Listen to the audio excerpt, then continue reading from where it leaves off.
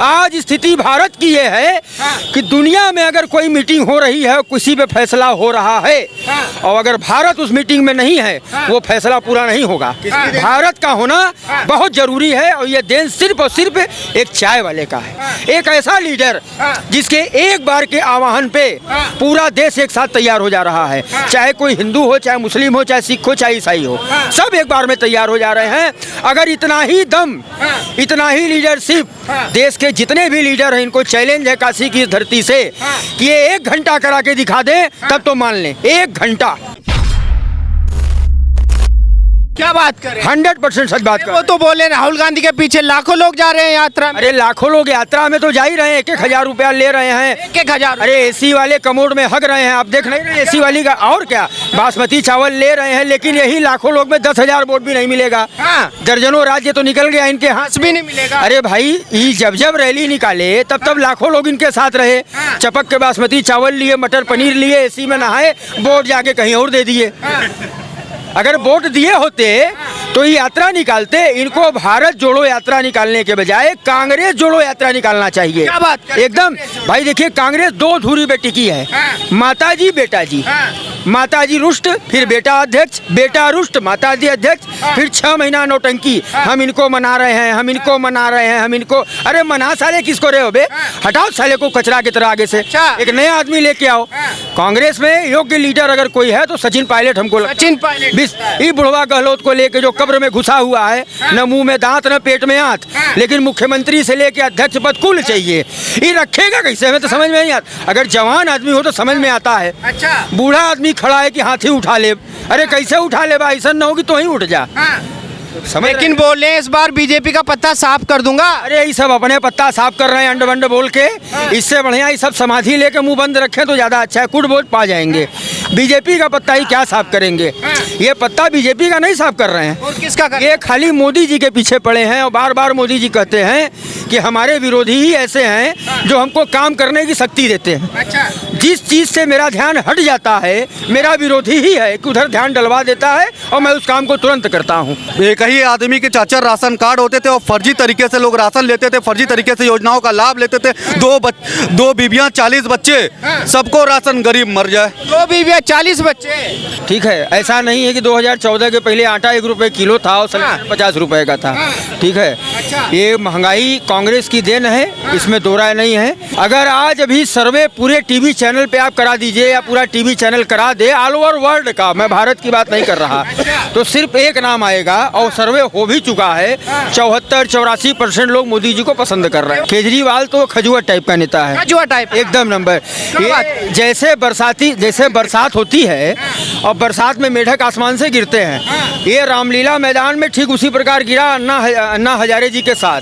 अब ये सबसे बड़ा धुर विरोधी अन्ना हजारे जी का ही हो गया। अब ममता बनर्जी, आज ममता बनर्जी का हाल आप देख ही रहे हैं। जब बंगाल में रेड जीप ममता के नेताओं पे यहाँ पड़ रही है, तो बोरे से बोरे भर के नोट बाहर निकल रहे हैं। बोरे से बोरे भर के। समय ममता की हालत एकदम खराब। अब आते हैं अखिलेश यादव के ऊपर। ये अखिलेश यादव बस धरना प्रदर्शन करते करते बढ़ोतरी को प्राप्त होंगे। अब इनके पास धरना प्रदर्शन के सिवा और कुछ बचा नहीं है। नीतीश कुमार जी बोले हैं बीजेपी को 50 सीटों में समेट देंगे इस बार। अरे भैया, नीतीश कुमार जी अपना हाल देखें, 40 सीट लेके पहुंचे हैं लालू के पास। और अब हम आगे क्या बोले कि नीतीश कुमार ऐसा सुलझा हुआ नेता आज कुक्कुर हो गया है। क्या बात? अरे क्या बात कर रहे हैं?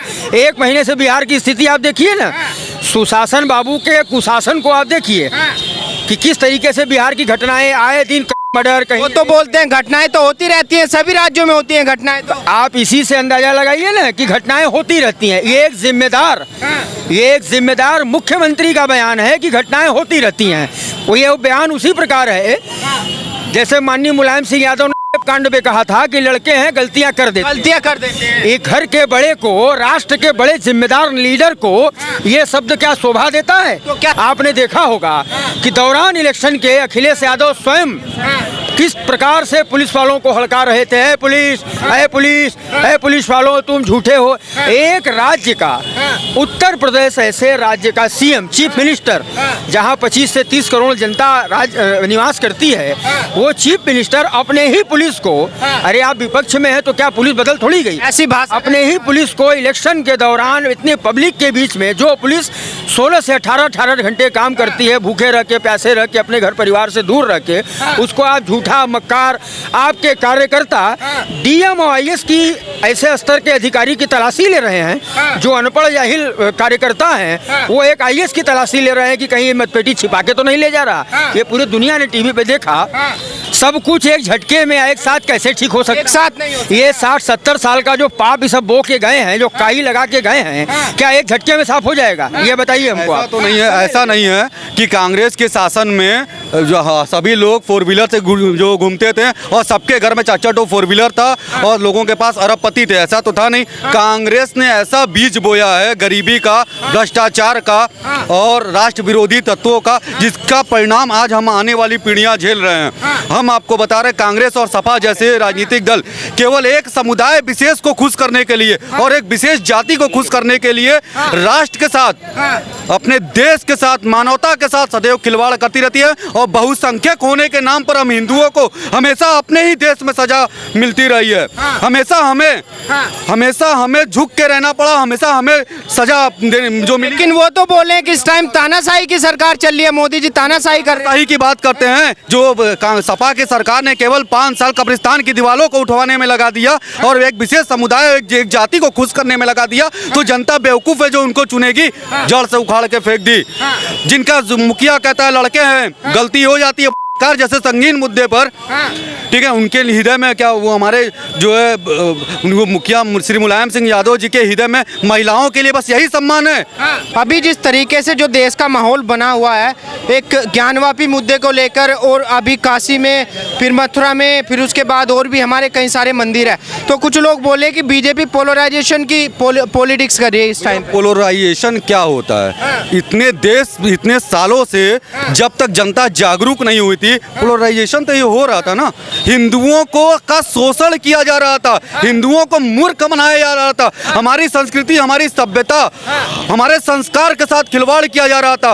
अपने ही देश में हम अपनी सभ्यता, अपनी संस्कार के लिए लड़ाई लड़ते रहे। आज मोदी जी के आने के बाद हम देश की जनता जागरूक हुई है। हम अपनी चीजों को लेने के लिए हमें न्यायालय के पास जाना पड़ रहा है। हमें भारत के न्यायालय पे पूरा भरोसा है, अपने न्यायालय पे पूरा भरोसा है कि इतने सालों से जो अवैध कब्जा करके उन लोगों ने हमारी संस्कार, हमारी सभ्यता और हमारे पूजा के अधिकार, हमारी आस्था के साथ जो खिलवाड़ हुआ, हमें न्यायालय से न्याय मिलेगा और 100% मिलेगा। क्योंकि परमात्मा के घर में देर है अंधेर नहीं है। विश्वेश्वर महादेव के मामले में, ज्ञानवापी के मामले में कह दे रहा हूँ कि 1001% बाबा महादेव हमें न्याय देंगे और हम पूरा परिसर सहित, हमको श्रृंगार गौरी सहित हमें पूजा का अधिकार मिलेगा, क्योंकि वो हमारा है और हमें पूरा भरोसा है। और रही बात न्यायालय की, तो ये हमारा संवैधानिक अधिकार है कि हम न्यायालय में अपनी बात रखें। मुस्लिम पक्ष अगर कहता है हमारे शिवलिंग को फुहारा, उन्होंने भी केस दायर कर दिया, वो उनका भी संवैधानिक अधिकार है।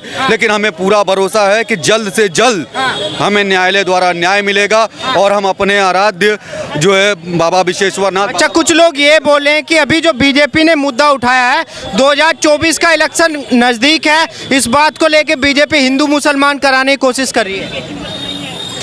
देखिए, ऐसा है कि हिंदू, मुसलमान, सिख, ईसाई सब इस देश के नागरिक हैं, में कोई दो राय नहीं है। बिल्कुल, जितना हिंदू का अधिकार इस देश पे, संविधान पे, सारी चीज़ों पे है, उतना ही मुसलमान भाई का है, उतना भी सिख भाई का, उतना भी ईसाई भाई का है, सबका है। अब इन पार्टियों के पास ये नाम लेने के सिवा न इनका कोई काम बचा है, न इनके पास कोई और अलग से कोई अच्छा प्रश्न है जो ये बोल सके। मोदी जी का तो नारा शुरू से है, सबका साथ, सबका विश्वास और सबका विकास। सीधी सी बात, इसमें कहाँ हिंदू का साथ, मुसलमान का साथ नहीं, ऐसा तो कोई बात नहीं है। सारी योजना, जितनी भी सरकारी योजना चल रही है, वो सबके ऊपर समान रूप से है। किसी को ऐसा नहीं है कि पहले की तरह बांट के और देख के शकल दिया जाता था। कल देख के दे रहे हैं। आज तो समझ लीजिए कि ऑनलाइन हो जाने से कम इतनी ईमानदारी हो गई कि जो सही पात्र है वहां तक सही सामान पहुंच रहा है। वो सामान कम है या ज्यादा है वो बात का विषय है, लेकिन पहुंच रहा है। पहले तो वो भी नहीं पहुंचता था। और यही कांग्रेस जो आज ये बोल रही है हिंदू मुसलमान फलाना ढिमका, इसी कांग्रेस के एक वरिष्ठ राजनेता थे स्वर्गीय श्री राजीव गांधी जी। उन्होंने अपने भाषण में ही कहा था कि केंद्र से 1 रुपया चलता है और 10 पैसा पहुंचता है। इसका आकलन उन्होंने आज से 25-30 साल पहले ही कर लिया था कि हमारे आदमी और कर्मचारी साले बहुत भ्रष्ट हैं। उनको पूरा अंदाजा था, तभी तो उन्होंने कहा कि 1 रुपया चलता है और 10 पैसा पहुंचता है।